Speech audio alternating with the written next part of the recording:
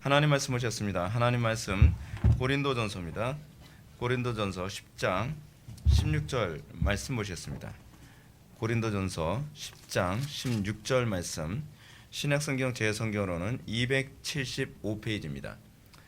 신약성경 275페이지 고린도전서 10장 16절 말씀 찾으셨으면 제가 봉독하겠습니다. 우리가 축복하는 바 축복의 자는 그리스도의 피에 참여함이 아니며 우리가 떼는 떡은 그리스도의 몸에 참여함이 아니냐. 아멘. 오늘 시간 우리 웨스트민스터 소교리 문답 57강입니다. 성찬이란 무엇인가 하는 부분을 살펴보도록 하겠습니다. 소교리 문답 제 96문 성찬이 무엇입니까?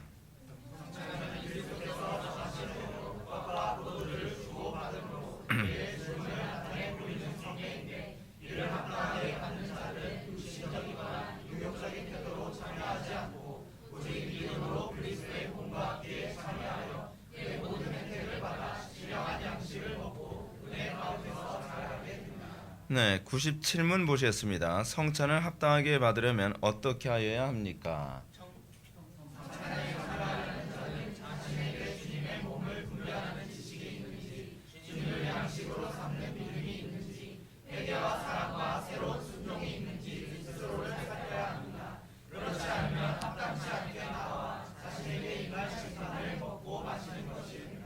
네, 항상 보던 대로 소교리 문답 전체 구조로 다시 한번 봅니다. 소교리 문답 전체 구조에서 우리가 이 39문부터 107문이 실천에 관한 부분이라는 점을 염두에 두시고 우리가 이 성찬을 바라볼 필요성이 있습니다. 그러니까 성찬은 우리가 자꾸 어떤 식으로 생각을 하냐 하면 종교의 하나의 형식, 그러니까 뭐 예배 끝나고 나서 뒤에 잠깐 뭐 빵과 포도주를 먹고 눈물 몇 번 닦고 그것이 이제 성찬이라고 생각하는데 그렇지가 않습니다. 그리스도인의 삶의 실천과 직결되어진 부분입니다. 그러니까 우리가 이 성찬을 잘못 이해하고 있는 것 중 하나가 뭐냐면 그러니까 이 기독교가 사실은 로마 가톨릭하고 비교했을 때에 성례가 굉장히 발달하지 않은 것으로 그렇게 오해하는 경향이 많이 있습니다.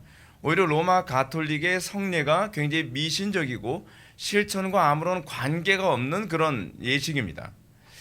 이 로마 가톨릭에서의 그 성례가 7가지죠. 그런데 성례의 7가지가 그것이 단순히 굉장히 미신적인 것으로만 가득합니다. 그중에서 이제 빵과 포도주를 이제 그 사람들은 성체 성사라고 하는데 성체 성사에 참여함으로써 그 사람들이 그냥 신비적인 어떤 체험을 한다고 생각을 하죠. 예수님의 실제 살을 먹는 것이고 예수님의 실제 피를 마신다는 겁니다. 도대체 그게 무슨 의미가 있죠? 실천적인 것과 아무런 의미가 없죠. 그들은 잘 보십시오. 이것이 무엇과 관련을 맺고 있냐면 그들에게 구원과 직결되어진 개념입니다. 여러분 기독교 신앙이요. 여러분 잘 보십시오. 기독교 신앙은 구원과 직결되어 있기보다는 오히려 어떤 것과 관련을 맺냐면 구원받은 성도의 삶의 관계를 맺고 있습니다. 우리가 기독교를 너무 잘못 알고 있는 것이 그거예요. 우리가 모든 것을 다 예수 믿고 천당 가는 것과 직결해서 이해를 하는데 실제로 그것이 오히려 이방 종교의 가르침에 가까워요. 기독교는 오히려 예수 그리스도와 연합하여 사는 데 관심을 갖고 있습니다. 그 예수 그리스도와 연합하여 산다고 했을 때 우리는 그걸 뭐라고 하죠? 우리는 소위 구원받음을 성경적인 관점에서 이렇게 표현할 수 있죠. 구원받음이라고 했을 때는 결혼이라고 한다면 그 성화는 뭐냐면 결혼 생활이죠. 그러니까 성경이 여러분 존 버넷의 철로역정을 보게 되면 철로역정에서 관심을 갖는 게 뭐죠? 구원과 관련되어진 부분은 앞부분에 잠깐 나옵니다. 그러니까 크리스찬이 복음을 듣고 십자가 체험하는 것까지 나오고요. 그리고 그 이후서부터는 신자의 삶에 대해서 더 많이 언급을 하죠. 근데 그게 원래 성경의 관심이에요. 청교도들이 그런 거에 관심을 가졌고 개혁자들이 주로 거기에 관심을 가졌습니다. 구원받은 신자는 어떻게 살 것인가?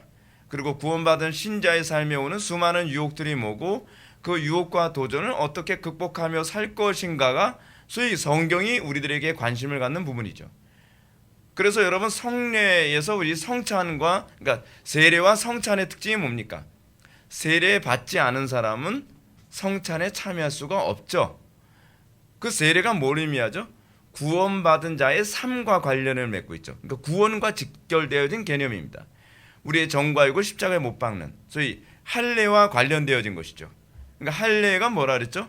우리가 신명기 10장 30절 말씀을 신명기 10장 16절이나 신명기 30장 6절 말씀을 보게 되면 할례가 뭐라 하냐면 마음의 할례와 직결하여서 하나님을 마음을 다하고 뜻을 다하고 목숨을 다해서 사랑하는 것이거든요. 그것이 이제 세례가 우리에게 의미하는 바거든요. 세례받은 신자, 우리가 세례를 받았다라고 하는 것은 뭘 얘기하는 겁니까? 우리가 예수 그리스도를 사랑하게 됐다라고 하는 것을 의미하고요. 예수 그리스도를 사랑하게 되어진 사람이 날마다 어떤 삶을 살아야 된다? 성찬의 삶을 살아야 된다. 그러니까 우리가 이제 오늘 소결의 문답을 이제 공부해 보시면 아시겠지만 영적 임재설을 소결의 문답이 아주 잘 얘기해주고 있습니다. 그러니까 기념설이 아니에요. 많은 사람들이 대부분 예배 시간에 성찬을 할 때 성찬을 주로 기념설로 이해하죠. 그래서 어떻게 합니까? 예수 그리스도의 죽으심, 예수님의 살과 피, 그 사건을 묵상하는 것을 마치 이것이 성례인 것처럼 인식을 하고 있어요. 근데 그것이 소위 쯔빙글리의 입장이죠. 칼빈의 개념을 따르고 있는 우리 개혁파 교회들은 사실은 쯔빙글리의 입장, 그 영적 기념설을 인정하지 않고 영적 임재설을 추구합니다. 영적 임재설은 구원받은 성도, 세례받은 자가 어떻게 그 신자의 삶을 살아가느냐를 설명해 주는 것이 성찬이라고 얘기해 주는 거죠. 자, 그런 차원에서 한번 서론 한번 들어가 봅시다. 은혜의 방편 가운데 하나는 성례라고 했습니다. 성례는 다시 세례와 성찬 두 개로 나눠지죠. 지난 시간에 세례를 살펴봤다면 이번 시간에 성찬을 살펴보게 됩니다. 성찬은 단순히 예수 그리스도의 죽으심을 기념하는 예식이 아닙니다. 이 예식은 세례에 참여한 신자가 그리스도의 살과 피를 양식으로 삼는 것을 가르쳐 줍니다. 이 예식을 바르게 묵상함으로 신자는 믿음이 견고해지는 은혜를 맛보게 되죠. 그러니까 어떻게 우리가 예수 그리스도를 양식으로 삼아 우리의 삶을 살아갈 것인가를 이 소교리 문답이 우리들에게 가르쳐 주고 있습니다. 그럼 성찬이란 무엇인가 한번 볼까요?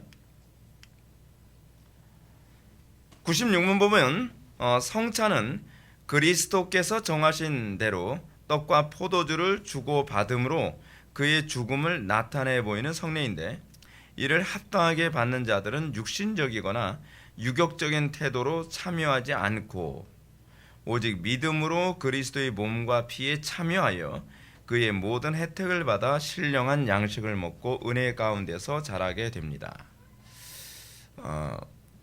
청교도들이나 개혁자들이 신앙의 성숙을 위해서 가장 많이 강조했던 것이 묵상입니다. 그러니까 이게 우리가 여러분들이 소위 생각하는 그런 큐티 그런 게 아니에요. 한 20분 뭐 성경 말씀 묵상하고 오늘 묵상 다 했다가 아니라 날마다 우리의 생각을 그리스도께 향하는 삶을 살아가는 거. 이제 그거를 이제 청교도들은 마음지킴 교리라고 얘기했죠. 마음지킴. 근데 이 마음 지키기 위해서 항상 생각을 지키는 것에 굉장히 초점을 많이 둡니다. 그래서 성찬이 여러분들에게 유익이 되려면 성찬의 개념을 바르게 이해하고 성찬을 묵상할 때 비로소 우리는 거기서 유익을 얻죠. 자, 한번 이렇게 한번 생각해 볼게요. 여러분들이 지금 성찬은 제가 자주 언급했던 것처럼 보이는 말씀입니다. 보이는 말씀이 유익을 얻는 데는 항상 무엇이 따라야 그 유익을 얻죠? 묵상이 따라야 된다 그랬죠. 근데 들리는 말씀 또는 선포되는 말씀으로서의 강단 설교도 똑같습니다. 여러분들이 강단 설교를 듣고 그냥 잊어버리면 전혀 여러분들에게 유익이 되지 않습니다. 이게 이제 우리 교회가 이제 새신자로 등록할 때에 항상 하는 과정이죠. 묵상을 어떻게 할 것인가라고 하는 과정을 공부하는데 그 묵상이 그 정도로 중요합니다. 상당수의 그 신앙의 진보가 나타나지 않은 사람들의 특징이 무엇이냐면 설교를 즐기는 것으로 끝나요. 한번 듣고 정보를 얻는 것으로 끝난다는 거죠. 그러니까 묵상을 안 합니다.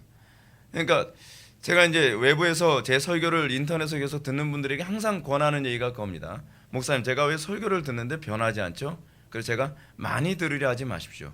청교도들이 항상 하는 얘기예요. 많이 듣는 건 오히려 과식할 수 있죠.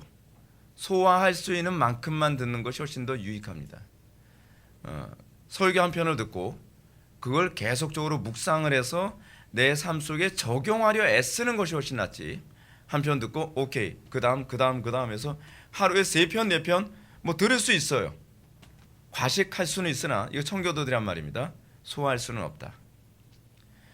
궁극적인 살이 되는 건 많이 먹어야 살이 되는 것이 아니라 소화를 한 것만 살이 됩니다. 그것이 이제 청교도들이 또는 개혁자들이 묵상에 대해서 우리들에게 얘기하는 바입니다. 설교를 아무리 많이 듣고 성경을 아무리 많이 본다고 해서 여러분들한테 유익이 되지가 않습니다. 간혹가다 이제 어떤 분들은 속독으로 성경을 100독을 했다 그래요. 저는 성경을 1년에 100독을 했습니다. 아무짝에 쓸모가 없습니다. 물론 성경의 어떤 데이터를 내 머릿속에 채워 넣는 데는 어느 정도 도움이 될 수 있습니다. 근데 독서법에서도 이런 게 있어요. 꼼꼼히 묵상해 가며 읽어야 되는 책이 있고요. 어떤 책은 빨리 읽어도 되는 책이 있습니다. 특히 여러분들이 경건과 관련된 책들은요, 빨리 읽는 건 자살행입니다. 제가 왜 자살행이라고 얘기하냐면 지식은 사람을 교만하게 하게 될 뿐이기 때문에 그래요. 많은 교리를 머릿속에 섭렵을 했는데 그 교리를 내 것으로 만드는 과정이 없는 거예요. 소화시키는 과정이 없어요. 특히 설교가 그래요. 여러분들은 특히 우리 개혁파 설교는요, 굉장히 교리적 체계가 단단해가지고 한 번 들어서 100% 소화하기가 굉장히 어렵습니다. 그래서 듣고 다시 묵상하고 또 반복해서 듣고 다시 묵상하면서 계속 삶 속에 이것을 어떻게 실천할 것인가를 고민해야만 합니다. 이 고민 없이 정보만 가득가득 자꾸 채우게 되면 나중에는 어떤 문제가 발생하냐 하면 뭔가 교리는 많이 알고 있는데 삶의 변화가 없는 공허함이라는 것이 발생하게 됩니다. 그래서 이 성찬이 우리들에게 그걸 설명해 주죠. 여러분들이 빵을 먹으면서 우리는 어떻습니까? 그냥 어떤 사람은 이제 성찬이 지할 때 빵만 쳐다보는 사람이 있어요. 저 무슨 맛일까? 빵은 왜 이렇게 작을까? 좀 많이 좀 주지. 포도주는 뭐 이렇게 적게 주나? 뭐 그런 거 묵상하면 곤란해요. 우리는 거기서 뭘 해서 우리가 청교도들이 얘기하는 것처럼 빵을 집을 때 그리스도를 붙잡을 묵상하는 거죠. 12해 동안 혈우병 앓았던 여인이 그리스도를 간절히 사모하여 그의 옷자락만이라도 붙잡으면 내가 나으리라, 내가 구원을 받으리라 라고 하는 그 마음으로 예수 그리스도의 옷자락을 잡으려고 했던 것처럼, 또는 12해 동안 혈우병 앓았던 여인이 가나안 여인이 자기 딸, 귀신 들린 자기 딸을 구원해 달라고 예수님을 만나려고 하는 그 간절함의 그 마음, 또는 중풍병자 걸린 친구를 데리고 와서 지붕 옥상을 뜯어서 예수님을 만나려고 했던 그 간절함, 그것을 이제 그 성찬에 투영하여 내가 진정으로 오늘 시간 말씀을 통해 그리스도를 만나기 원합니다. 많은 사람들이 예배에 참석하는데 왜 누구는 은혜 받고 누구는 은혜 받지 못하는 걸까요? 그거 똑같아요. 많은 무리들이 예수님을 만났지만 누구는 구원을 받고 누구는 구원을 받지 못하고, 누구는 병고침을 받고 누구는 병고침 받지 못하는 일이 생기죠. 그 이유를 예수님이 뭐라고 말씀하시죠? 예수님께서요, 간절히 찾음이 없기 때문이죠. 요한복음 6장에 보게 되면 그런 말씀하지 않아요? 저들이 나를 찾는 것은 떡을 먹고 배부른 까닭이라. 예수 그리스도를 찾는 목적이, 또는 여러분들이 예배당에 와서 설교를 듣는 목적이 좋은 정보를 얻기 위해서, 개혁파 교리가 워낙 신학적으로 단단하고 지식적으로 워낙 풍성하다 보니까 그런 허접한 설교가 아니라 뭔가 좀 정보가 많고 뭔가 좀 알찬 설교를 듣겠어요. 틀렸어요. 여러분들이 저를 만나기 위해서 오는 것도 아니고 좋은 정보를 듣기 위해서 오는 것이 아니라, 여러분들이 예배당에 와서 설교를 듣는 것은 말 그대로 그리스도를 만나기 위한 것이어야 되죠. 제가 요즘에 와서 점점 더 그런 부분을 많이 강조하죠. 그리스도를 만나는 것, 또는 나의 의는 그리스도의 의가 나타나는 것이지 나의 의가 나타나는 것이 아무런 의의가 없음. 로이드 존스 목사님이 목사와 설교에서 이런 얘기를 합니다. 여러분들은 그리스도를 닮으려고 애를 쓰지 마십시오. 우리는 그리스도를 닮을 수가 없습니다. 단지 그리스도께서 우리를 통해 사시는 것을 기대해야 된다는 얘기죠. 우리의 문제가 뭔지 아십니까? 우리는 내가 결단하고 내가 노력하고 내가 의지를 발휘해서 자꾸 그리스도를 닮으려고 애를 써요. 근데 여러분 우리는 그리스도를 닮을 수가 없어요. 그건 불가능해요.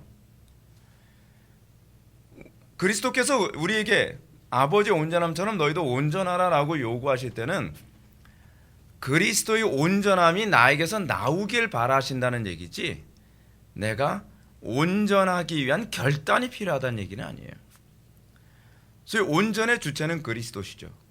그러니까 오직 은혜의 교리. 그러니까 이거를 이해했을 때에 예수 믿는 것이 그래서 율법주의적 멍해가 아니라 가벼운 멍해라는 것을 인식하게 됩니다. 그러니까 그런 사람들이 이제 기도를 많이 하죠.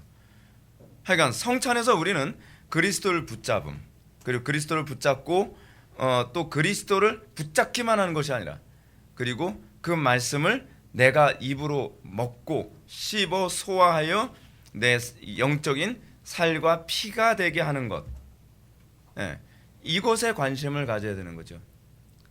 그러니까 지식을 머릿속에 넣는 것만이 아니라 그 교리와 지식과 말씀을 내가 그리스도와 동행하기 위한 방편으로 삼아야 된다는 거죠. 그랬을 때 비로소 은혜의 방편이 되는 거죠. 그리스도와 동행하는 데는 관심을 갖지 않고 어떤 정보를 얻는 것으로만 만족하는 사람들이 소위 마치 뭐하고 같아요? 이 성찬은 그걸 설명해 주죠. 빵을 집기는 했으나 입에까지 집어넣지 않는 어리석은 자가 되는 것이죠. 여러분 이거 굉장히 심각한 문제입니다. 마치 목회자는 어떤 존재냐면 이거와 같습니다. 여러분한테 잔치를 배설해 주는 것까지는 해줄 수 있습니다. 그러나 그 배설해 준 잔치에 나온 음식을 먹고 씹어 삼키고 소화시키는 것은 여러분들의 몫입니다. 목회자가 해줄 수가 없습니다. 목회자는 여러분들에게 좋은 양식으로 여러분들에게 대접을 하고 여러분들에게 구미에 담기게 양식을 만들어 주는 것까지는 해줄 수 있죠. 마치 음식점의 요리사가 거기까지는 해줄 수 있는 것처럼. 그러나 음식점의 요리사가 그 입에다가 강제로 집어넣을 수는 없는 겁니다. 강제로 씹도록 만들어 줄 수는 없는 거죠. 턱을 움직여서. 그렇게 할 수는 없는 거예요. 그건 자기가 해야 되는 문제죠. 그래서 많은 회중들이 예배 가운데의 말씀을 듣지만 누군가는 그 말씀을 통해 유익을 얻고 영적인 성장과 성숙을 맛보지만 어떤 사람은 결코 그러지 못하죠. 왜냐하면 양식으로 삼는데 게으르기 때문에 그렇습니다. 성찬이 그걸 설명을 해주고 있어요. 성찬이요. 그래서 1번 보면 성례의 핵심은 그리스도께서 정하신 것이라는 점을 우리는 먼저 염두에 두어야만 합니다. 무엇이 성례입니까? 그리스도께서 정하신 것만, 하나님께서 성례라고 정하신 것만 성례입니다. 성례는 항상 무엇과 관련을 맺고 있죠? 약속과 관련을 맺고 있습니다. 그래서 구약의 성례하게 되면 뭐가 또 구약의 성례죠? 예를 들어서 선악을 알게 하는 나무의 실과, 생명나무의 실과, 뭐 그게 이제 성례, 구약의 성례의 첫 번째로 나타나는 성례죠. 거기에 뭐가 따르죠? 약속이 따르죠. 생명나무의 실과를 따먹으면 영생하리라. 그러니까 생명나무의 실과가 성례예요. 그래서 생명나무의 실과를 다른 말로 신약의 요한계시록에서 뭐라고 얘기하죠? 예수 그리스도시라. 생명나무가 성례입니다. 그리고 또 창세기 10장인가요? 10장인가요? 9장인가요? 거기에 또 성례가 나오죠. 이건 제가 하는 소리가 아니라 칼빈이 하는 소리입니다. 또 성례가 나오죠. 뭐가 나오죠? 무지개. 무지개도 뭐가 나오죠? 하나님께서 정하시고 하나님께서 약속하시고 그것을 통해서 우리에게 성례로 주시는 것이죠. 믿음으로 참여하면 믿음의 그 견고해지고 유익을 얻지만 그냥 아무 생각 없이 무지개를 모든 사람들이 보지만 모든 사람들에게 무지개가 유익이 되진 않죠. 그렇죠? 성례도 똑같습니다. 성례도 여기 있는 세례받은 교인들은 다 성례에 참여하지만 믿음으로 참여한 사람만, 그 성례에서 묵상으로 참여한 사람에게만 유익을 얻죠. 이거는 말씀하고도 똑같습니다. 모든 사람들이 다 설교를 듣지만 이 회중 가운데서 믿음으로 그 말씀을 받는 자만이, 이건 히브리서 3장에 나오는 얘기 아닙니까? 4장이죠. 4장에 나오는 얘기 아닙니까?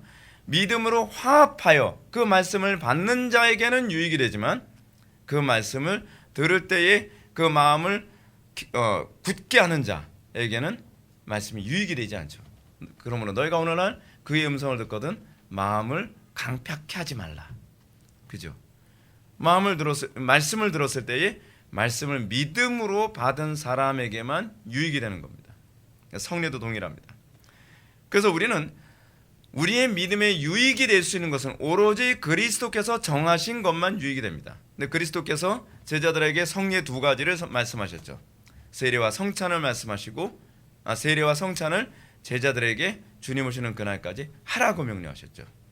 그래서 우리는 세례와 성찬 이외에 다른 것을 성례로 인정하지 않습니다. 로마 가톨릭에서는 여러 가지 다른 성례를 고안해냈죠. 그렇죠? 뭐 혼인성사 그리고 그 기름도 바르는 거 있었죠. 뭐 하여간 뭐 여러 가지 그 성례들, 뭐 고해성사라든지 그런 거 성경에 없는 얘기입니다. 그렇죠? 그래서 인간이 고안해낸 것은 아무리 좋아 보일지라도 결코 경건에 유익이 되지 않습니다. 근데 이런 얘기가 골로새서에 나와요. 바울은 인간이 고안해낸 경건 수단에 대해서 아무도 꾸며낸 겸손과 천사 숭배를 이유로 너희를 정죄하지 못하게 하라. 그럼 그 이유를 머리를 붙들지 아니하는 것이라고 가르칩니다. 요즘에 교회 안에 성경에도 없는 경건 훈련 같은 프로그램이 자꾸 만들어지죠. 예를 들어서 뭐 트레스디아스라든지 뭐 대표적인 것들, 그렇지 않은 뭐 관상기도 같은 거. 성경이 없는데 자꾸 그런 걸 고안해내요. 그래서 그 고안해내면서 그 프로그램을 운영하는 분들이 이런 얘기합니다. 그 사막의 교부들이 이걸 행했대요. 아니 사막의 교부들이 했다 안 했다 그걸 떠나서 사막의 교부들이 했다고 해서 예수님이 인정하시는 건 아니잖아요. 그러니까 여러분들 속으면 안 됩니다. 사막의 교부들이 다 옳은 사람이 아닙니다. 그 사람들 중에서도 이단도 많았고요. 사막의 교부들 중에서도 문제가 많은 사람들이 많았습니다. 근데 교인들이 뭘 모르니까 사막의 교부들이 했다 그러면 그냥 오케이 괜찮은가 보다 그래요. 사막의 교부들이 관상기도를 했는지 관상을 받는지 저는 잘 모르겠어요. 근데 교부들이 그걸 했어도 소용이 없습니다. 성경이 없으면 아닌 거예요. 그래서 우리 개혁자들이 뭘 외쳤죠? 솔라 스크립투라를 외쳤죠. 오직 성경. 성경이 가라가는 데까지 가고 성경이 침묵하는 데서 침묵하고 성경이 멈추라면 멈추는 거예요. 근데 성경에서도 언급하지 않은 것을 가지고서 그래도 교부들이 했으니까 할 만하다. 아니요. 그 사람들이 꾸며낸 경건 수단을 사용하면 거기서 이방 종교가 됩니다. 교회가 자꾸 그것에 미혹되죠. 근데 왜 자꾸 이런 현상이 나타나는지 제가 그걸 말씀드릴게요. 여러분 우리 기독교는요 말씀과 기도로도 충분합니다. 근데 문제는 말씀과 기도에 집중하지 않으니까 다른 것으로 뭔가 그걸 채우려고 드는 거예요. 근데 말씀과 기도에 집중한 사람은요 다른 것으로 뭔가 채워야 될 필요를 못 느낍니다. 저는 개인적으로 그래요. 제가 목회하면서 매번 느끼는 게 말씀과 기도면은 충분하기 때문에 다른 걸 뭔가 채워야 될 필요를 못 느끼겠어요. 뭐 다른 교회에서 무슨 경배와 찬양을 한다는 등, 다른 교회에서 뭐 트레스디아스다, 알파다, 뭐 베타다, 감마다 뭘 계속 프로그램을 만들고 전도 폭발이다, 뭐 전도 핵폭탄이다, 뭔가 뭐 자꾸 만들어도 저는 그걸 도대체 왜 만드는지 모르겠어요. 말씀과 기도로 충분한데, 성례로 충분한데, 예배로 충분한데, 거기 왜 자꾸 이상한 프로그램, 이상한 조직들, 그것도 다 어디서 가져옵니까? 세속적인 것을 자꾸 끄집어와요. 마케팅 같은 것, 뭐 하다못해 피라미드 그런 방법론 있잖아요. 그런 것까지 다 끄집어와서 교회 안에 다 집어넣는단 말이에요. 심리학까지 가져오고. 근데 왜 그러냐면 이건 교회사 안에서 항상 똑같게 나타났던 현상인데요. 말씀과 기도에 집중하지 않으면 항상 교회사 안에서 이방 종교적인 요소들을 가지고 들어왔어요.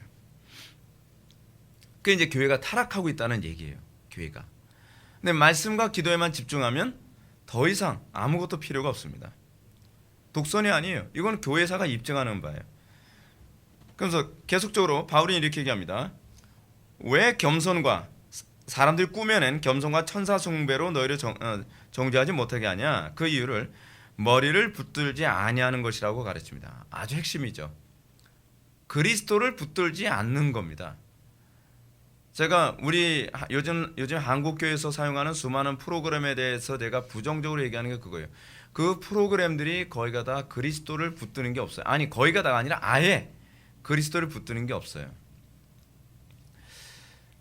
제가 요즘에 정말 성도들한테 교리와 신학을 좀 더 정확하게 가르쳐야 된다는 필요성을 되게 많이 느끼는데 이제 뒤에 가서 제가 다시 한번 그 얘기를 꺼낼 텐데 제가 오늘 새벽에 또 칼럼을 하나 써가지고서 제가 신문사에 또 보냈거든요. 근데 그게 뭐냐면 코로나 바이러스 있잖아요. 우한 폐렴. 근데 그 우한 폐렴 때문에 요즘 교회들이 장기간 이제 어느 정도 뭐 날짜도 정하지 않고 우한 폐렴이 조용해질 때까지 우리는 예배를 안 하고 인터넷으로 예배를 드리게 한다. 뭐 그런 교회들이 대형 교회를 중심으로 또 시작되고 있어요. 제가 그 기사를 어저께 읽고서 너무 열이 받아가지고 잠이 안 오는 거예요. 근데 그 기사에 신학자가 글을 썼어요. 그러니까 설교학교, 그러니까 실천신학 교수가, 제가 어느 대학이라고 제가 얘기 안 하겠어요.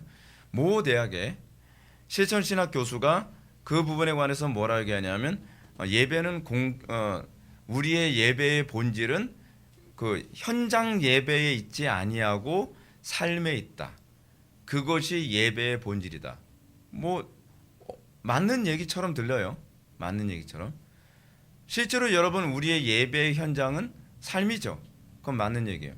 그런데 그분이 알고서 그랬는지 모르고 그러셨는지 잘 모르겠는데 뭐 저는 악의적 의도는 없었을 거라고 저는 생각을 해요. 근데 문제는 뭐냐면 공예배가 없이 삶의 예배는 존재할 수 없거든요. 모든 삶의 예배는 공적 예배에서의 성령의 조명하심을 기초로 해서 삶의 예배가 이루어져요. 근데 이 부분은 싹 빼버리고 예배의 본질은 삶이다 라고 하는 부분을 강조하고 있어요. 그래서 뭐라고 해요? 그 우한 폐렴 때문에 예배를 현장에서 예배하지 않고 인터넷으로 예배하는 것은 아주 현명하고 지혜로운 처사라고 생각을 한다. 자, 그거 보면서 속이 확 뒤집혔어요. 속이. 아니 그런 식으로 가르치면 안 되죠. 교인들이 교리를 모르니까 그것이 당연히 맞구나 그러면서 소위 현장 예배를 안 하는 것에 대해서 불만을 갖거나 그것에 문제의식을 갖는 사람들의 입막음을 그렇게 사용하는 게 아닌가 하는 분노가 치밀어서 자 이번에 잠 안 자고서 또 그 핸드폰으로 계속 칼럼 하나를 다 썼어요. 여러분 교리를 정확하게 알지 않으면 심각합니다. 여러분 이제 내일 글이 올라올 거예요. 제가 미리 얘기하면 재미가 없어서 근데 우리 홈페이지에 이미 올려놨어요. 근데 한번 읽어보시면 제가 왜 흥분하는지 아마 느끼시게 될 거고요. 그리고 제가 이제 우리 지체들하고도 그 기사는 제가 한번 공유를 한번 하고 싶어요.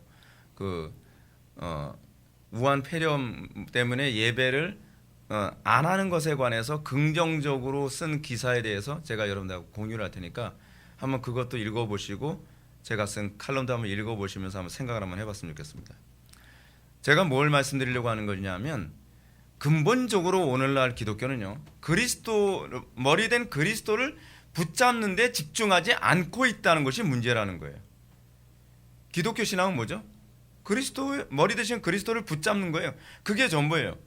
그리스도를 붙잡으면 더 이상 어떤 프로그램도 필요가 없어요. 근데 머리를 붙들지 않는다는 거죠. 그래서 덧붙여 말하기를 이렇게 얘기합니다. 이 모든 것은 한때 쓰이고는 없어지리라. 사람의 명과 가르침을 줬느냐? 이런 것들은 자의적 숭배와 겸손과 몸을 괴롭게 하는 데는 지혜 있는 모양이나 오직 육체를 따르는 것을 금하는 데는 조금도 유익이 없느니라. 자의적 숭배 뭐죠? 금욕주의. 금욕주의 하게 되면 여러분 얼마나 자의적 숭배가 심합니까? 나처럼 금욕하는 사람이 있으면 나와보라 그래. 그래서 결혼 안 하고 그리고 또 금식하고 그러니까 단식이죠. 이런 것을 통해서 여러분 결혼 안 하는 거라든지 단식하는 사람들의 특징은 뭐냐면 자기의가 굉장히 강하거든요. 그게 뭐예요? 자기의를 강화시키는 것이 바로 자기 숭배거든요. 여러분들 왜 예수 안 믿는 사람들도 그토록 도덕적으로 사는 것을 좋아하는지 아십니까? 그게 자기 숭배이기 때문에 그래요. 예수 믿는 사람들은요 우리가 얼마나 도덕적으로 살아가느냐에 관심을 갖는 것이 아니라 우리를 통해 그리스도의 의의가 나타나느냐에 관심을 갖는 존재들이거든요. 거기서 우리는 자의적 숭배에 빠지는 것이 아니라 오히려 나에게서 그리스도의 의의가 더 선명하게 나타나지 못하는 것 때문에 우리는 날마다 심령이 가난하고 의에 줄이고 목마른 거죠. 나보다 의롭지 못한 사람을 정죄하는 것이 아니라 나도 항상 주님의 은혜가 필요한 존재라는 것을 자각하면서 형제와 이웃을 바라보며 긍휼의 눈빛으로 바라볼 수 있는 것은 이것이 내 의의를 강화시키는 종교가 아니라 그리스도의 의의를 드러내는 데 관심 있는 그런 기독교이기 때문에 그렇습니다. 그래서 이 사람의 명과 가르침을 좇는 사람들의 특징이 뭐냐면 자의적 숭배와 겸손과 몸을 괴롭게 하는데 지혜는 모양이죠. 그렇죠? 그 굉장히 지혜 있어 보이지 않나요? 뭐 금식하는 거 얼마나 지혜로워 보이고, 또 지금 소위 예배당 뭐 전염병이 도니까 예배당에서 예배하지 말고 인터넷으로 예배하십시오. 그 얼마나 지혜 있어 보입니까? 그리고 지혜 있다라고 얘기하지 않나요? 근데 문제는 뭐라고 얘기해요? 바울이요. 오직 육체를 따르는 것을 금하는 데는 조금도 유익이 없느니라. 궁극적으로요, 우리가 육체를 따르는 것, 육체를 따른다는 것은 뭐냐면 그리스도를 따름을 얘기하는 거거든요. 육체를 따르는 것을 금한다는 것을, 근본적으로 머리 대신 그리스도를 붙잡고 그리스도를 따르는 데는 아무런 도움이 안 돼요. 남들 보기엔 도덕적으로 보일 수 있죠. 남들 보기에는 굉장히 선한 사람처럼 보일 수 있죠. 근데 여러분 착각하지 마세요. 우리는 사람들에게 선하게 보이기 위해서 예수 믿는 사람들이 아닙니다. 우리는 그리스도를 따름으로 선하게 보이는 것일 뿐이에요. 결과론적인 얘기예요. 근데 우리는 사람에게 보이는 데 관심을 갖는 것이 아니라 사람에게 보이는 데 관심을 갖는 것을 위선이라고 얘기해요. 위선자죠. 그건. 사람에게 보이려고 그들 앞에서 너의 의를 행치 않도록 주의하라. 예수님께서 마태복음 6장에서 하신 말씀 아닌가요? 바리새인들을 향해서요. 이 바리새인화된 종교의 특징이 뭐냐면 사람들의 평가에 굉장히 예민하죠. 근데 문제는 뭐냐면 그리스도의 평가에 대해서는 전혀 무감각해요. 그리스도께서 나를 어떻게 평가하고 계시는가? 그리스도께서 나의 행위에 대해서 얼마나 혐오스럽게 보시는가? 또한 내 삶 속에서 그리스도가 드러나냐 드러나지 않느냐에 대해서는 별로 관심이 없죠. 그것이 바로 우리가 지난 낮예배 때 말씀드렸던 사대교회, 그 주고대라는 교회잖아요. 그 사대교회의 문제가 그거 아닙니까? 사람들에게 칭찬은 많이 받죠. 살았다는 평판과 명성은 있죠. 그 교회는 프로그램도 많아. 그 교회는 교인도 많이 모여. 그리고 매일 모여서 뭔가 북적북적대. 근데 거기에 뭐가 없어요? 그리스도의 의의가 안 나타나는 거예요. 그리스도의 영광이 없어요. 살았다는 이름이 있는데 사실은 영적으로는 다 죽었어요. 그리스도에 대한 감각이 없어요. 그리스도께 어떻게 보일까에 대해서는 관심이 없어요. 그게 오늘날 기독교의 문제라니까요. 우한 폐렴, 그래서 제가 이번에 그 기사를 쓰면서 제가 강하게 그냥 쓰다가 언어를 순화하자. 그래서 이제 언어를 순화하려고 굉장히 애를 많이 썼어요. 근데 저는 이제 그렇게 생각하는 거예요. 이 교회의 재직들과 목사님들이 고민을 많이 한 것 같다. 근데 문제는 내가 보기에는 기도나 믿음은 별로 없는 것 같다. 그러면 이게 무슨 기독교예요? 믿음으로 결정해야 될 게 아니에요. 기도로 결정해야 될 게 아니에요. 근데 인간들끼리 모여서 뭐가 제일 좋을까? 어떻게 해야 아무도 책임지지 않고 이 위기를 모면할까? 그거 아닌가요? 책임지기 싫은 거예요.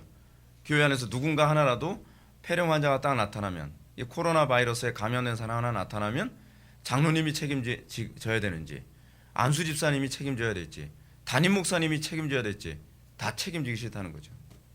책임지기 싫으니까 어떻게 해요? 그러면 아무도 총대를 안 매는 방법이 있다는 거죠. 뭐겠어요? 아예 모이지 말자. 그 집에서 감염되면 저기 책임이지. 제가 너무 극단적으로 얘기하는 건가요? 그리스도를 따르는 데는 아무런 유익이 안 되는 거예요. 그리스도를 따르는 데는. 오늘날 성경에 아무런 근거 없이 인위적으로 만들어낸 영성훈련이라는 프로그램은 분명히 그 쓰이고 없어지는, 우리 개역 성경에서 뭐라고 번역을 했냐면 쓰는 대로 부패에 돌아가리라 라고 이렇게 얘기하고 있어요. 부패하면 없어지잖아요. 근데 원래 헬라어 원문은 쓰이고가 아니라 부패라고 이렇게 번역 원래 돼 있는데 이걸 좀 의역한 것 같아요. 근데 이런 식으로 부패해서 없어지는 거에 아무런 유익이 없는 거죠. 그래서 금욕주의, 고행주의, 심리전 요법은 인간으로서는 지혜 있는 모습이지만 경건에 유익이 없죠. 인간으로서 지혜로워 보이는 이유가 뭡니까? 다들 그 지식은 인정해 주는 거거든요. 그렇지, 상식적이네, 굉장히 지적이네, 합리적인 것 같네. 근데 그리스도를 안 따른 거면 다 뭐예요? 꽝이에요. 아무리 합리적이다, 아무리 지혜로워 보인다 하더라도 우리의 모든 판단의 기준은 이것이 그리스도를 따르게 하는 것이냐에 우린 초점을 맞춰야 되는 거거든요. 거기서 이제 묵상이 필요한 거예요. 근데 그리스도를 따르는 데 관심이 없다고 한다면 아무리 지혜로워 보이는 거라도 다 소용없는 겁니다. 자, 성례는 떡과 포도주를 주고받음으로 그의 죽으심을 나타내 보이는 성례입니다. 뭐라고요? 떡과 포도주를 주고받음으로 그의 죽으심을 나타내 보이는 거예요. 이게 뭘까요? 성찬 예식은 단순히 예수님의 십자가 사건을 회상하는 것 이상의 의미를 지닙니다. 이 예식은 신자가 그의 죽으심에 연합함을 묵상케 해야 합니다. 신자가 그의 죽으심에 연합함을 묵상케 해야 돼요. 성찬 예식에서 여러분들이 관심을 가져야 되는 게 뭐예요?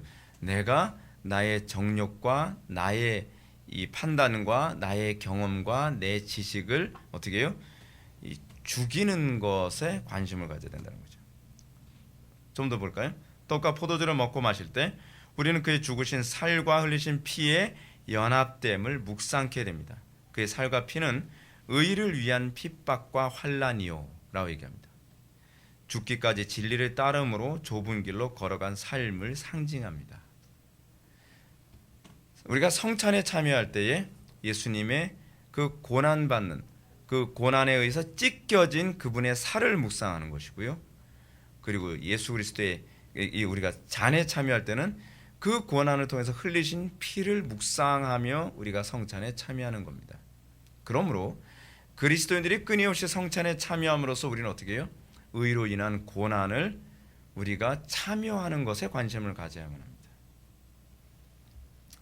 고린도전서 10장 16절은 이를 잘 말해줍니다. 우리가 축복하는 바 축복의 잔은 그리스도의 피에 참여함이 아니며 우리가 떼는 떡은 그리스도의 몸에 참여함이 아니냐. 사실은 제가 이 칼럼을 제가 쓰게 된 이유에 관해서 제가 말씀드릴게요. 안 쓰고 싶었어요, 솔직히. 그래, 그냥 침묵하지 뭐. 그게 속 편하잖아요. 근데 제가 이 부분을 제가 이제 설교도 준비를 했었고, 그리고 이제 제가 묵상하던 것이 뭐냐면 예수 믿는 것이 무엇인가? 예수 믿는 것은 그리스도의 고난에 참여하는 것이 아닌가? 왜 하나님께서 나에게 그 신문사에 글을 기고할 수 있는 기회를 주셨을까? 이제 그 부분을 또 묵상을 했어요. 그것은 이런 때에 명확한 나팔 소리를 내라고 나에게 기회를 주신 것이 아닌가? 나에게 명예를 얻게 하기 위해서 이것이 주어진 건 아니에요.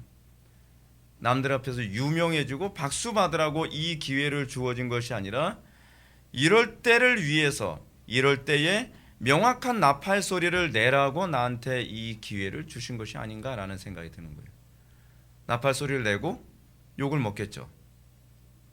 그러니까 제가 글을 쓰면서도 이런 생각을 한 거죠. 제가 나는 여기다 계속 글 기고하면서 내 눈에 보이지 않는 정만 자꾸 만들어내는 것 같다. 왜냐하면 신문사에서 맨날 나한테 그거 요구해요. 목사님, 요번에 이거 위기인데 이거 위해서 글 하나 좀 써주시죠. 그 욕먹을 만한 글은 꼭 저한테 다 요구해요. 예. 아유, 안 쓰고 싶은데. 근데 또 누군가가 또 그것 때문에 고난을 받고 있다고 생각하면, 그래, 형제가 고난을 받는데 내가 외면할 수 없지. 지원 사격 한번 해줘야지. 또 열심히 글을 쓰면 또 엄청 또 지혜도 잘 써져 나와요. 글도 잘 써줘요. 또.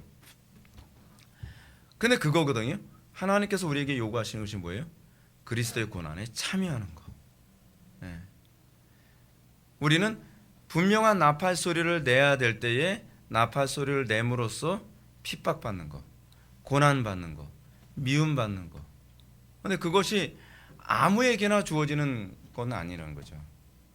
그것은 그 고난을 받아가면서까지도 하나님의 뜻을 드러내기를 열망하는 열정이 있는 사람에게만 주어지는 특권이라는 거죠.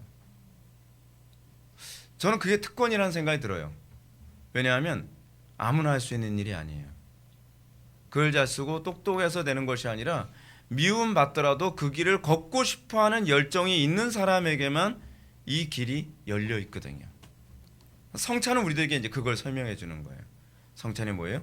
우리는 꽃밭길을 걸어가는 존재가 아니라 그리스도께서 걸어가셨던 이 고난의 길, 십자가의 길을 우리가 걸어가는 것이 바로 성찬이다 라고 성찬은 매번 우리들에게 그것을 설명해 주는 거죠. 3번, 이를 합당하게 받는 자들은 그의 모든 혜택을 받아 신령한 양식을 먹고 은혜의 가운데서 자라게 된다. 이 가르침을 역으로 한번 생각해 봅시다. 뭐죠? 신자가 은혜 가운데 자라감이 없다면, 그러니까 나 혼자 난 잘하는데요가 아니라 타인이 나를, 저 사람은 날마다 신앙이 진보하고 있고 자라고 있다는 것을 보아 알게 되는 것을 얘기하고자 합니다. 근데 신자가 은혜 가운데 자라감이 없다면 떡과 포도주를 합당하게 받은 적이 없는 거죠. 어떤 사람이 여러분 신앙이 자라죠? 고난을 받음에도 불구하고 그 말씀이 요구하는 길을 걸어가는 사람만이 그 말씀이 자기의 양식이 되는 거예요. 그 양식이 나의 살이 되고 피가 되는 거예요. 그리스도의 고난에 참여해 본 적이 없는 사람은 그리스도의 말씀을 통해 양식을 삼아 본 적이 없는 거죠. 여러분, 그리스도의 말씀을 양식으로 삼으려면 어떻게 해야 되죠? 날마다 자기 부인이에요. 날마다 십자가 져야 돼요. 사람에게 미움받는 것만이 아니라 끊임없이 자기의 타락한 본성을 거부하며 살아가야 돼요. 예를 들어서 그렇잖아요. 저도 잠 많이 자고 싶어요. 잠 많이 자고 싶은데 누군가는 이런 나팔 소리를 내야 되니까 어저께 거의 새벽 1시 반까지 제가 그랬었거든요. 일어나는 시간은 거의 항상 똑같은데 새벽 1시 반까지 그래 반드시 전의를 불태우면서 글을 이렇게 썼죠. 이렇게 쓰는 게 아니라. 근데 그렇게 글을 쓰는 이유가 뭐냐면 그 제 속에 그 열정이 있는 거죠. 근데 그 열정을 누가 주시냔 말이에요. 제가 아니요. 그리스도께서 나로 하여금 그 고난에 참여하더라도 해야 되겠다. 물론 이것 때문에 힘들 수도 있겠죠. 누군가는 저에 대해서 이제 안 좋은 악감정을 품을 수도 있겠죠. 제가 온갖 싫어하는 글만 요즘 계속 쓰니까요. 보네퍼 좋아하는 사람 싫어하도록 계속 보네퍼에 대해서 계속 글을 쓰고 있고, 그리고 뭐 이 자본주의에 대해서 싫어하는 사람 자본주의 또 설득하려고 애를 쓰고 있고, 뭐 공산주의 좋아하는 사람 공산주의가 틀렸다고 제가 또 설득하려고 무진장 애를 쓰고 있고, 그리고 또 자연재앙은 그 과학적 현상인데 그거 가지고 무슨 뭐 하나님이 하신 거냐라고 반박하는 사람한테 또 알아들으라고 또 그런 글 쓰고, 그럼 또 그걸 읽은 사람이 저 보면서 제가 사랑스럽게 보이겠습니까? 저 사람은 참 사랑스럽다 그러지 않겠죠. 원수 또 하나 만드는 거죠. 근데 왜 그렇게 하냐면 제 속에 그 열정을 누군가 중, 저도 뭐 미움받고 싶지 않거든요. 남들한테 좋은 소리 듣고 싶고 남들 앞에 항상 박수 받는 사람으로 살고 싶은 건 똑같아요. 근데 저는 제가 은혜 받고 나서 제 속에 일어나는 현상이 그거예요. 내가 원하든 원치 않든 신기하게 이 길을 걸어가고 있구나. 그게 이제 이게 복이라는 거죠. 이걸 통해서 우리는 복의 근원으로 살아가게 되는 것이죠. 우리가 성찬의 정신대로 떡과 포도주, 즉 십자가를 합당하게 받게 된다면 그는 신령한 양식을 먹고 있는 것이기 때문입니다. 떡과 포도주를 한마디로 뭐로 요약을 할 수 있어요? 십자가. 신령한 양식을 제대로 먹었다면 당연히 영적 성장이 일어날 수밖에 없죠. 영적 성장은 뭐죠? 그리스도에 대한 이해가 점점 깊어지죠. 여러분들이 느끼지 않나요? 제가 제 설교의 방향은 17년 전이나 지금이나 항상 똑같은데 그리스도에 대한 이해의 깊이와 예리함이 점점 더 날카로워지고 깊어져 가고 있는 거 여러분들 느끼잖아요. 근데 그것이 전 매번 어떨 때 이것이 깊어지는 걸 느끼냐면 고난에 참여할 때예요. 힘들더라도 그 길을 걸어야 돼. 하나님께서 그래서 나에게 이런 고난의 길을 걷도록 하시는구나. 이 고난 가운데 이런 오묘한 보화가 여기에 숨어 있었구나라고 하는 것을 하나씩 하나씩 깨달아 알게 되는 것이죠. 그게 성례죠. 그게 성례의 정신이에요. 신자의 삶 자체가 그래서 뭐예요? 거룩한 삶이죠. 그 자체가 성례예요. 성례가 의미하는 바는 삶이에요. 거룩한 삶, 그것이 여러분들의 성례입니다. 여러분들의 삶이 성례라는 것을 잊지 마십시오. 우리는 빵과 포도주를 먹지만 실제로 우리는 빵과 포도주의 삶을 살아가는 겁니다. 하나님께서 우리에게 요구하시는 것은 성례의 삶인 거죠. 여러분, 프로테스탄트 교회만큼 성례가 발달한 게 없습니다. 성례를 잘 몰라서 그렇지. 우리는 삶 전체를 성례로 봅니다. 마치 삶 자체가 예배라고 하는 것처럼 또한 삶 자체가 성례이기도 합니다.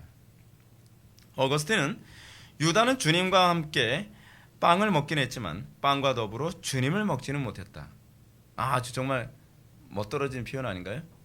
그래서 그에게 나타난 것이 뭐죠? 빵과 포도주는 먹고 마셨지만 그리스도를 배신하고 십자가에 못 박았죠. 똑같습니다. 우리가 성찬에 참여하지만, 그래서 우리는 성찬에서 빵과 포도주를 마시지만 우리는 날마다 그리스도를 외면하고 또 그리스도를 십자가에 못 박고 또는 그리스도 얼굴에 침을 뱉으며 살아가는 삶이 많이 있다는 겁니다. 이런 차원에서 성도의 참된 음료와 양식은 오로지 십자가밖에 없습니다. 진리의 빛은 우리로 하여금 좁은 길로 향하게 하기 때문입니다. 좁은 길, 십자가의 길을 알지 못한다면 교리를 머리로만 알 뿐입니다. 우리가 교리를 바르게 알고 있다면 우리는 좁은 길을 갈 수밖에 없습니다. 우리는 십자가의 길을 갈 수밖에 없습니다. 우리는 의로 인하여 고난받는 길을 걸어갈 수밖에 없습니다. 그건 내가 선택하게 하는 것이 아니라 내 속에 계신 그리스도의 영이 우리를 그리스도와 함께 그 길을 걷도록 만드는 것입니다. 그래서 사도 바울의 표현처럼 나의 나 된 것은 하나님의 은혜라고 고백하게 되죠. 97 한번 볼까요? 그 다음 성찬을 합당하게 받으려면 어떻게 해야 하는가? 97문은 성찬에 참여하려는 자는 자신에게 주님의 몸을 분별하는 지식이 있는지, 주님을 양식으로 삼는 믿음이 있는지, 회개와 사랑과 새로운 순종이 있는지 스스로를 살펴야 합니다. 그렇지 않으면 합당치 않게 나와 자신에게 임할 심판을 먹고 마시는 것이 됩니다. 이게 무슨 얘기냐면 우리가 성찬에 참여하는데 성찬에 참여한 이 의미를 전혀 의식하지 않고 오히려 성찬에 요구하는 삶에 위배되는 삶을 살아가는 것은 하나님의 심판의 근거를 마련하는 것이 된다는 얘기입니다. 제가 여러분한테 그런 말씀 많이 드리죠. 좋은 설교 너무 좋아하지 마시라고요. 여러분들이 그 말씀대로 살기를 원하는 자들에게는 좋은 말씀이야말로 정말 여러분들의 경건에 유익이 될 겁니다. 그러나 여러분들이 정확하고 좋은 말씀을 들었는데 여러분들이 그 말씀을 위배하고 외면하며 또 예언을 멸시하는 태도를 견지한다 한다면 여러분들은 그 말씀이 여러분들의 마지막 때에, 마지막 심판 때에 여러분들을 심판하는 근거로 작용하게 될 겁니다. 이건 굉장히 두려운 얘기입니다. 모르고 행하지 않은 자는 적게 맞지만 알고서 행하는 자는 많이 맞게 될 겁니다. 그것이 성경의 가르침입니다. 그래서 우리는 좋은 말씀을 듣는 것, 정확한 교리의 말씀을 듣는 것에 엄청난 두려움과 부담을 느껴야 합니다. 한국교회 교인들이 좋은 말씀을 쇼핑하듯이 찾아다니는데 살지는 않습니다. 사는 데는 관심이 없고 삶을 성례가 되게 하는 데는 관심이 없고 좋은 말씀을 찾아다니면 자기가 마치 성화가 된 것처럼 생각하는 경향이 많이 있습니다. 그렇지 않습니다. 1번 먼저 보면 우리가 성찬을 합당하게 받으려면 자신에게 주님의 몸을 분별하는 지식이 있는지 살펴야 합니다. 여기서 주님의 몸을 분별하는 지식이란 떡의 본질을 이해하여 십자가를 체험한 증거를 말합니다. 단순히 지적인 삶을 알물 얘기하는 것이 아닙니다. 그리스도의 고난과 환난을 외면하지 않고 동참하는 증거가 있는지를 살펴야 한다는 얘기입니다. 우리가 날마다 성령의 인도를 받고 말씀의 인도를 받게 되고 성령의 조명하심을 따라서 가다 보면 우리는 그리스도의 고난과 환난의 인도를 받을 수밖에 없습니다. 그건 어쩔 수가 없습니다. 근데 우리는 문제가 뭐냐면 우리가 그 그리스도의 고난과 환난의 인도를 받을 때에 우리는 그것을 자꾸 외면하는 경향이 있다는 겁니다. 그래서 예수를 잘 믿는데 고난이 없다는 얘기가 자꾸 나오는 거예요. 그럼 그가 외면하고 있기 때문에 그렇습니다. 모두가 다 그리스도의 고난에 참여하는 것은 아닙니다. 그리스도의 말씀을 따르는 자만 그리스도의 고난에 참여했습니다. 베드로도 여러분 예수님을 외면할 때는 고난을 받지 않았습니다. 그가 베드로가 다시 그리스도와 연합한 삶을 살게 될 때에 고난이 시작된 거죠. 우리에게 고난이 없는 것은 환경 때문이 아니라 나 때문입니다. 내가 그리스도의 말씀을 따르지 않기 때문에 고난이 없다는 얘기죠. 두 번째로 신자가 성찬을 합당하게 받으려면 주님을 양식으로 삼는 믿음이 있는지 자신을 살펴야 합니다. 이 말은 우리가 삶 속에서 내 생각이나 세상의 원리로 살기보다는 우리 본성에 근본적으로 위배되는 하나님의 말씀으로만 살아가는 믿음이 있는지 자신을 살펴야 한다는 뜻입니다. 이 믿음은 신자들을 날마다 세상으로부터 애매하게 고난받게 만듭니다. 애매하게 고난받는다는 얘기가 무슨 얘기냐면 우리가 남을 미워해서나 악의적인 삶을 사는 것이 아니라 하나님의 말씀대로 사는데 세상의 구조 자체가 악하기 때문에 우리가 그 구조 안에서 고난당하며 살 수밖에 없음을 얘기하는 것이죠. 그래서 애매하게 고난을 당합니다. 죄인도 아닌데 죄인 취급을 받습니다. 누가요? 예수님께서 그러셨죠. 그것이 신자의 삶이라고 이 성례는 얘기해 줍니다. 이 믿음은 신자들을 날마다 세상으로부터 애매히 고난을 받게 하고요. 좁은 길의 삶을 살게 하며 무엇보다 기도의 능력을 의지하지 않고서는 도무지 살 수 없음을 경험하게 합니다. 여러분들이 정상적으로 성례의 삶을 살아간다면 기도 안 하고선 살 수가 없습니다. 그걸 버텨낼 재간이 없어요. 그러니까 제가 요즘에도 매번 느낀 게 그겁니다. 목회를 하는데 제가 컨디션도 안 좋고 뭐 너무 바쁘고 그래서 기도를 좀 줄여보려고 하면 기도를 줄이면서 목회가 되지가 않아요. 기도를 줄이면서 가정생활이 되지도 않아요. 기도를 줄여가면서 외부 사역이 되지도 않아요. 그러니까 어쩔 수 없죠. 기도에 올인할 수밖에. 우리가 그 길을 걸어간다고 하면요, 기도를 안 할 재간이 없어요. 근데 제가 기도 안 하고 사는 법 가르쳐 드릴게요. 그리스도께서 인도하는 길만 피해 다니면 여러분들의 잔머리 굴려가면서 살면 기도 안 하고서도 살 수 있습니다. 근데 결과는 멸망입니다. 이 땅에서 신자의 삶은 기도 안 하고서는 살 수 없습니다. 이 개혁파 교회가 기도를 별로 강조하지 않는 것에 대해서 제가 굉장히 불만이 많은 게 바로 거기에 있어요. 성경대로 살게 되면요, 기도하라고 얘기 안 해도 기도 안 하고서는 살 수가 없습니다.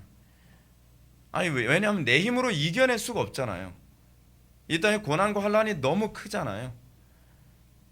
근데 이걸 우리가 그러면서 믿음을 지켜내려면 어떻게 돼요? 딱 둘 중에 하나 선택해야 되거든요. 기도 안 하고 타협하든지 기도하고 이기든지. 이기려면 기도해야죠. 그러니까 기도는 선택이 아니에요. 윌리엄 거널이 했었나요? 우리가 지난 시간에 주보에서 봤던 것처럼 기도는요, 신자가 태어났다고 하는 것에 대한 증거예요. 아기가 태어났을 때에 우는 소리를 내는 것은 그에게 생명이 있음을 의미하는 것처럼 신자의 기도는 하나님을 향한 탄식과 울음이거든요. 우리에게 기도가 없다? 그럼 믿음이 없는 거죠. 저는 사실 그렇게 봐요.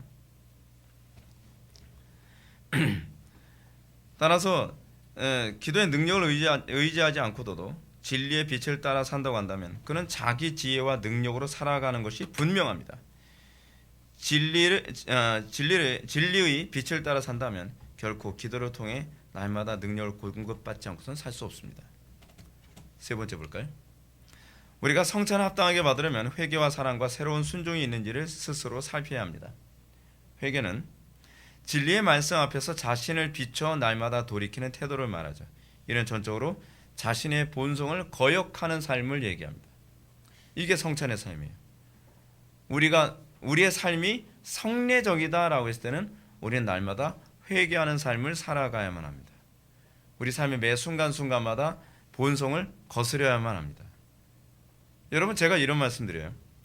왜 여러분 말씀 듣고서 아차 내가 또 그래서 왜 여러분들 삶의 변화가 잘 안 나타나죠? 왜 여러분들 삶의 진보가 잘 안 나타나죠? 왜 똑같은 지적을 계속 받게 되죠? 이유는 딱 하나예요. 제가 정답을 얘기해 드릴까요? 그럼 또 아플 텐데. 묵상이 없어서예요. 생각을 딴 데 팔고 살아서 그래요. 항상 여러분들 삶의 변화가 없는 건요. 정답은 그거예요. 묵상이 없어서 그래요. 어떻게 하냐고요? 제가 알아요. 저도 삶의 변화가 없을 때는 생각을 항상 딴 데 팔고 살아요. 나를 돌아보면 사는 것이 아니라 주로 주변을 봐요. 저 사람은 뭐가 문제고 뭐가 문제고 뭐가 문제고. 근데 하나님의 말씀을 가지고서 나에게 항상 들여다보면 살면 나 이것도 고쳐야 되는데, 나 이것도 회개해야 되는데, 내 힘으로 안 되니까 더 그리스도를 붙잡아야 되는데, 내가 어떤 행동을 하고 있고 내가 어떤 말을 하고 있는지를 일거수일투족을 다 주목하면서 살아가 보십시오. 안 변할 수 있나. 근데 여러분 어떤가요? 습관대로 말하고 습관대로 행동하고 습관대로 살아가지 않나요? 그러니까 삶의 변화가 없죠. 생각이 딴 데 팔려 살아가는 거예요. 맨날 뭔가 생각이 공상과 망상으로 멍해가지고서 먼저 어떻게 하면 돈 많이 벌까, 어떻게 하면 성공할까, 어떻게 하면 재미있게 살까, 생각이 그쪽에 다 몰려있으니까 안 변하는 것 아닙니까? 경건이란요 마음 지킴이에요. 경건이라는 것은 끊임없이 생각을 지키는 거예요. 내 생각이 항상 하나님과의 관계 안에서 그리스도와 연합하여 동행하는 삶에 관심을 갖는다고 한다면 말이 바뀌죠. 내가 지금 어떤 말을 하는지 의식을 하잖아요. 근데 의식을 안 하고 그냥 생각보다 입이 먼저 튀어나오니까 항상 말이 항상 실수가 많고 그 말을 통해서 이 상처를 많이 주는 일이 자꾸 반복해서 일어나는 것이죠. 문제는 묵상이라니까요. 묵상. 두 번째로 사랑은 하나님 사랑을 기초로 하는 이웃 사랑입니다. 이 사랑은 세상적인 사랑과 근본적으로 다릅니다. 진리 사랑을 기초로 하는 사랑이기 때문이죠. 고로 이런 사랑은 세상으로부터 오해와 질시를 받곤 합니다. 교회에서 죄를 지적하고 엄격하게 징계를 하면 사랑이 없다고 하죠. 자녀에게 매를 들면 또 사랑이 없대요. 그리스도에게만 구원이 있다고 하면 타종교에 대한 포용이 없대요. 왜 그렇죠? 사랑에 대한 개념이 하나님 사랑에서 출발한 이웃 사랑의 개념을 이해하지 못하기 때문에 그렇습니다. 간혹 가다가 이제 요즘에 이제 그런 소리가 이제 아예 없는데 예전에 제가 개척한 지 한 10년 한 3, 4년까지도 교회 안에서 지긋지긋하게 들렸던 소리가 뭐냐면 회복의 교회는 사랑이 없대요. 사랑이 왜 없어요? 그 사랑이 하나님 사랑에 기초한 사랑이기 때문에 그런 거예요. 자기가 규정한, 자기가 기준을 삼는 사랑이 아니란 말이에요. 근데 자기가 기준을 삼는 사랑이라는 관점으로 보니까 사랑이 없다는 거예요.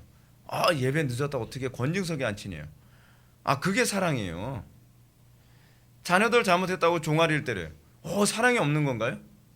잠언에서 오히려 뭐라고 얘기했죠? 차마 초다를 못하는 것은 자녀를 미워함이라 라고 얘기하고 있지 않나요? 사랑의 기준이 잘못된 거죠. 사랑이 있고 없고를 기준을 잘못 잡으니까 이 사랑에 대한 이해가 잘못되는 거예요. 거기서 교회가 타락하게 되는 겁니다. 성령은 우리에게 그걸 설명해주고 있기도 하고요. 세 번째, 새로운 순종이 있는지 스스로 살펴야 한다고 얘기합니다. 성찬에 참여하는 신자는 날마다 옛사람은 십자가에 못 박고 그리스도와 새로운 연합의 연속선상에 있는지 살펴야 합니다. 항상 말씀을 듣지만 새로운 순종으로 반응하지 않는다면 그는 결코 진리에 이르지 못합니다. 지금 소결의 문답이 뭘 얘기하고 있습니까? 성찬에 참여하는 자는 새로운 순종이 있는지 스스로를 살펴야 된다 그럽니다. 바로 전에는 뭐라고 했죠? 성찬에 참여하는 자는 내가 하나님의 사랑을 기초로 한 사랑을 바라보고 있는지를 살펴야 된다고 얘기했다면, 세 번째는 스스로 순종이 있는지 살펴야 된다는 거죠. 성례의 삶이 있는지 살펴야 된다는 겁니다. 항상 말씀을 듣지만 순종으로 반응하지 않으면 사실은 그 사람의 문제는 성찬과 아무 관계없는 인생을 살아가고 있다는 거예요. 신앙은 지식의 문제가 아닙니다. 기독교는 지식의 문제가 아니에요. 말씀을 통해 날마다 신앙의 진보를 확인해야 하는 것입니다. 날마다 그걸 점검하며 살아가냐 말이에요. 청교도들이나 개혁자들이 주장하는 아주 중요한 교리 중에 하나가 자기 점검 교리잖아요. 끊임없이 자기를 뒤돌아보고 점검해보고 나의 삶에 진보가 있는지 그리고 순종이 있는지 새로운 순종으로 내가 날마다 반응하고 살아가고 있는지. 근데 1년 365일 살아가면서 그거 점검 안 하는 사람들이 되게 많아요. 지적하면 싫어하죠. 지적하는 사람도 싫어요. 근데 지적 당하는 사람만 싫은 게 아니에요, 여러분. 여러분들 자녀들 잘못할 때마다 지적할 때 기분 좋게 지적하나요? 숙제 좀 잘하라 했잖아. 기분 좋아. 그러나요? 안 하죠. 매번 똑같이 얘기할 때마다 점점 감정이 상하죠. 감정이 상해요. 여러분들 삶에 있어서 여러분들이 새로운 순종으로 반응하지 않고 있다면 이것이 여러분 얼마나 심각한 문제인지 자각을 하십시오. 여러분들이 이게 안 변하는 이유는 뭐냐면 그 심각성을 자각하지 못하기 때문에 그래요. 여러분 어때요? 여러분 자녀들도 이런 부분에 대해서 자각하기 싫으면 어떻게 아예 안 들어버리려고 그러잖아요. 그러지 말라는 거예요. 고치세요. 날마다 회개를 반응해야 돼요. 어떻게 해요? 제가 말씀드리죠. 여러분들 힘으로 하지 말라고요. 제발. 여러분들 힘으로 안 돼요. 안 된 거 경험해봤잖아요. 수도 없이 경험해봤잖아요. 어떻게 해요? 그리스도를 붙잡아야 돼요. 무슨 말이냐고요? 기도하라는 얘기예요. 어떻게 해요? 죽기 살기로. 여러분들의 삶이 안 변하는 건 기도가 위선이기 때문에 그래요. 얼마나 많이 기도하느냐에 관한 문제가 아니라 얼마나 간절히 기도하느냐에 관한 문제거든요. 진정으로 여러분들이 그리스도를 붙잡고 나에게서 그리스도의 의가 드러나고 그리스도의 영광이 드러나기를 바라야 돼요. 내가 의롭게 보이는 것이 아니라 그리스도께서 드러나는 데 관심을 가져야 된다는 거예요. 그랬을 때라야만 여러분들이 십자가를 지죠. 그런 마음을 가질 때라야만 여러분들이 그리스도의 살과 피에 참여하는 것을 기뻐하게 되죠. 그래서 우리의 신자의 삶이 성례가 된다는 얘기가 바로 그런 뜻입니다. 그럼 성찬을 합당치 않게 받은 죄란 무엇인가 볼까요? 이는 주님의 살과 피, 즉 말씀에 대해 불순하며 무리하게 대하는 죄를 말합니다. 고린도전서 11장 27절 말씀 보면 그러므로 누구든지 주의 떡이나 잔을 합당치 않게 먹고 마시는 자는 주의 몸과 피를 범하는 죄가 있느니라고 했습니다. 여기서 주의 떡이나 잔을 합당치 않게 먹고 마시는 것은 하나님의 말씀을 바른 교리로 이해하고 따르지 않는 태도를 얘기합니다. 하나님의 말씀을 자기 욕심과 자기 목적을 위해 악용하는 것. 하나님 말씀을 듣는데 말씀을 나에게 적용하는 것이 아니라 남을 정죄하기 위해 쓰는 사람들이 있어요. 또 어떤 사람들은 하나님의 말씀을 육체의 기회로 삼기도 하죠. 그러니까 무슨 얘기냐면 특정한 어떤 말씀만을 나에게 적용하죠. 그리고 특정한 어떤 말씀은 나에게 불편하니까 아예 외면해버리죠. 이게 이단들의 공통적인 특징 아닌가요? 구원파가 어때요? 구원파. 진리를 할지니 진리가 너희를 자유케 하리라. 그런 유형의 그 교리만을 자기가 수용을 해서 행위로 구원받는 거 아니야. 막 살아도 상관없어. 믿음으로 구원받는 거지. 예수 믿으면 자유로워야 돼. 왜 율법 때문에 얽매여 있어? 이렇게 얘기하죠. 그래서 로마서에 나오는 말씀 가지고서 우리가 또 얘기하죠. 그 진리 안에 있는 자는 그의 계명을 지킨다. 또 이 얘기를 또 요한일서 가지고서 얘기하면 안 들으려고 그러죠. 이게 바로 뭐예요? 성례를 불순하게 하는 거예요. 하나님의 말씀을 내 필요에 맞는 것만 듣는 것이 잘못된 거죠. 또 어떤 사람은 그러죠. 성경 말씀을 주관적으로 실존주의적으로 이해하죠. 본문이 말하고자 하는 의도는 나한테 불편해요. 근데 그 본문을 주관적으로 내가 오늘 이 말씀을 이렇게 느꼈어 라고 하는 식으로 받아들이면 또 그게 또 속이 편한 거예요. 근데 그런 사람들에게 어떻게 해요? 그런 사람들은 주의 몸과 피를 범하는 죄가 있죠. 왜요? 그의 삶이 성례가 되지 않으니까. 그의 삶이 예수 그리스도의 살과 피를 더러운 것으로 취급하게 만들죠. 소위 예수 믿는 사람들 보면 저 인간들 보면 아주 진상이야. 그것 자체가 예수 그리스도의 살과 피를 더럽게 만드는 거예요. 그런 사람들에 대한 고린도전서의 그 심판이 뭡니까? 고린도전서에서 이렇게 얘기하죠. 29절 보면 주의 몸을 분변치 못하고 먹고 마시는 자는 자기 죄를 먹고 마시는 것이니라. 그러므로 너희 중에 약한 자와 병든 자가 많고 잠자는 자도 적지 아니하니 우리가 우리를 살폈으면 판단을 받지 아니하려니와 우리가 판단을 받는 것은 주께 징계를 받는 것이니 라고 얘기합니다. 여러분, 이 문제가 어디에 있는 거죠? 그리스도의 몸과 살을 더럽힌 죄예요. 우리가 막 살아도 되는 게 아닙니다. 우리는 예수를 믿을 때 이미 그리스도의 이름, 그리스도의 살과 피를 영광스럽게 하느냐 더럽히느냐에 관한 그 실존적 문제에 우리는 봉착하며 살고 있는 겁니다. 믿었으니까 이제 천당만 가면 그만이 아니에요. 이제 우리가 믿었으니까 그리스도의 살과 피가 이제 찬송받고 영광받게 해야 할 의무가 주어지게 되는 거예요. 이거를 하지 않으면, 이렇게 살지 않는 것 때문에 단순히 성찬 예식을 잘못한 것만이 아니에요. 성찬의 정신, 우리의 삶이 성례가 되지 않았기 때문에 너희 중에 어떤 사람이 있다는 거예요? 약한 자와 병든 자가 있고 잠든 자, 죽은 자를 얘기하는 거거든요. 너희 중에 죽은 자도 있도다 라고 얘기하는 거예요. 이 말이 그 얘기입니다.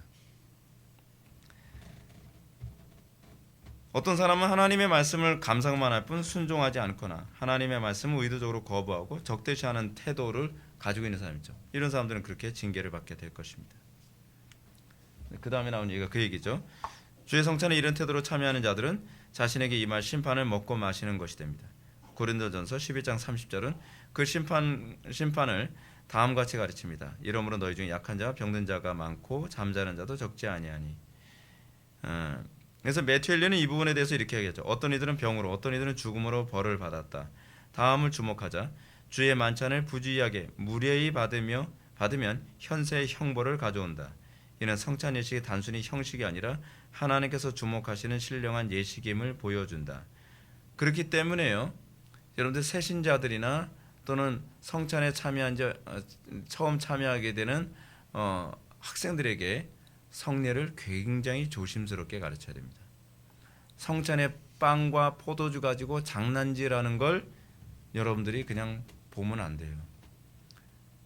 그게 걔 영혼을 죽이는 거예요. 저 지금 한국 교회가 이거 얼마나 심각한 문제인지 모르는데요. 요즘 중고등부 애들 같은 경우는 다른 교회에서 중고등부 애들 같은 성찬에 빵과 포도주 가지고 장난치면서 킥킥대면서 하는 애들이 있는데 그거는 수찬정지급입니다. 그 성찬에 참여하게 하면 안 돼요. 예수 그리스도의 살과 피를 모독하고 더럽히는 거거든요. 근데 이 심각성을 교회에서 가르치질 않아요. 애들이 싫어할까 봐 또는 부모가 싫어할까 봐. 여러분, 부모로서 여러분들 자녀들 성찬 예식할 때 옆에 앉아서 성찬을 잘 지도하셔야 됩니다. 그렇지 않고 여러분 제가 일일이 돌아다니면서 애들 성찬 예식 잘못한다고 제가 할 수 없잖아요. 그럼 부모가 해야 되는 거예요. 부모가. 결론 들어가겠습니다. 나가기. 어거스틴의 가르침처럼 성찬은 보이는 말씀입니다. 보이는 말씀으로서 성찬은 선포되는 말씀 못지않게 존중되어야 합니다. 오늘날 선포되는 말씀이 멸시받는 시대에 보이는 말씀으로서 성찬은 무관심과 멸시의 대상이 되고 말았습니다. 무엇보다 성찬이 바른 말씀의 선포, 올바른 권징과 함께 참된 교회의 표지라는 점을 기억해야 됩니다. 근데 여러분 어때요? 우리 이 세 가지 지금 다 완전히 밟힐 대로 밟히지 않았나요? 예배 시간에 핸드폰 가지고 장난치고 껌 짝짝 씹고 다리 꼬고 앉아서 그냥 뭐 잠을 자는지 뭐 하는지 삐딱하게 앉아 있고 예배에 대한 어떤 그 문화 풍토 철저히 지금 모욕을 당하고 있는 시대에 우리가 살고 있죠. 근데 참된 교회 표지 하나가 예배에서 말씀에 대한 반응인데 이거 완전히 다 예배가 다 박살났죠. 그것 어때요? 권징 아예 없잖아요. 예배당에 늦게 와도 그리고 교회에서 범죄를 해도 잘못을 저질러도 권징 절대로 안 하죠. 예. 그러니까 기독교인이라고 하면서 무책임하고 불성실하고 안 믿는 사람들과의 관계에서도 급이 하향급이라고 한다면 이걸 어떻게 그리스도인이라고 봐주냔 말이에요. 그죠? 거기다가 어때요? 성례는 아예 그냥 무시돼 버렸죠. 성례가 뭔지도 모르죠. 성례가 이렇게 중요한지 아는 사람들이 좀 몇이나 될까요? 이미 소교류 문답에서는 성례가 이렇게 중요하다는 것을 가르치고 있는데 개혁파 교회들조차도 성례의 중요성을 잘 인식을 못하고 있죠. 우리의 삶 자체가 성례라는 것을 제대로 인식을 못하고 있죠. 특히 이제 이 바른 성례 집례는 오늘날 개혁된 교회들이 다시 회복해야 될 중요한 부분입니다. 이 예식이 바르게 가르쳐지고 집례되었을 때 교회는 십자가를 사랑하게 되고 거룩을 회복하게 될 것입니다. 기도하시겠습니다. 사랑이 많으신 하나님, 우리의 삶이 성례임을 다시 한번 깨달았습니다.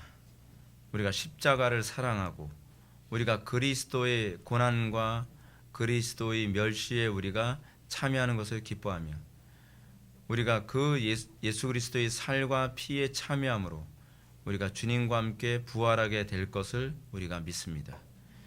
우리가 그 믿음을 가지고 하루하루 순간순간을 살아가게 하여 주시고 날마다 자신을 뒤돌아보아 우리의 삶이 더욱더 성례가 될 수 있도록 힘쓸 수 있는 지혜로운 성도들 되게 하여 주옵소서. 예수님의 거룩하신 이름으로 기도드립나이다. 아멘.